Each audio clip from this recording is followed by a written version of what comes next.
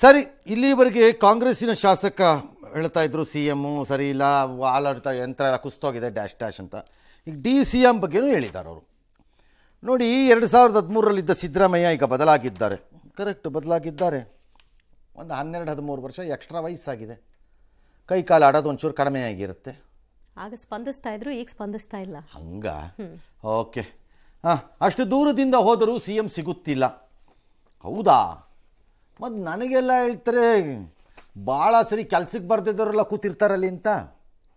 ನಂಗೆ ಭಾಳ ಜನ ಹೇಳ್ತಾರಪ್ಪ, ಪುಕ್ಕಡೆ ಕೂತ್ಕೊಂಡು ಅರಟೆ ಹೊಡಿತಾರೆ. ಕೆಲವರೆಲ್ಲ ಕೆಲ್ಸಕ್ಕೆ ಬರ್ತಾರೆಲ್ಲ ಬರ್ತಾರೆ, ಸಾರ್ ಹೆಂಗಾರು ಮಾಡಿ ತಪ್ಪಿಸ್ಬೇಕು ಸಾರ್ ಅಂತ ಭಾಳ ಜನ ಹೇಳ್ತಾರಪ್ಪ. ನನಗೆ ನಿಮಗೆ ಸಿಗಲ್ವಾ? ಹೌದಾ?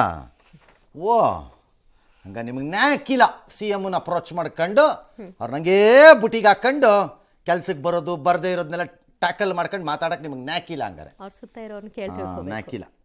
ಬೆಸ್ಟ್. ಶಿವಕುಮಾರ್ ಭೇಟಿಗೆ ಹೋದ್ರೆ ಅವ್ರನ್ನೂ ಸಿಗಲ್ಲ, ಅದು ಒಪ್ಕೊಳ್ಳೋಣ. ಬೇಕಾರೆ ಅವ್ರು ಸಿಕ್ಕಲ್ಲ, ಅವ್ರು ಬ್ಯುಸಿ ಇರ್ತಾರೆ. ಯಾಕಂದರೆ ಶಿವಕುಮಾರ್ದು ವೇರಿಡ್ ಇಂಟ್ರೆಸ್ಟ್ಸ್ ಇದೆ. ರಾಜಕಾರಣ ಇದೆ, ಡಿ ಸಿ ಎಂ ಪೋಸ್ಟಿಂಗ್ ಇದೆ, KPCC ಇದೆ.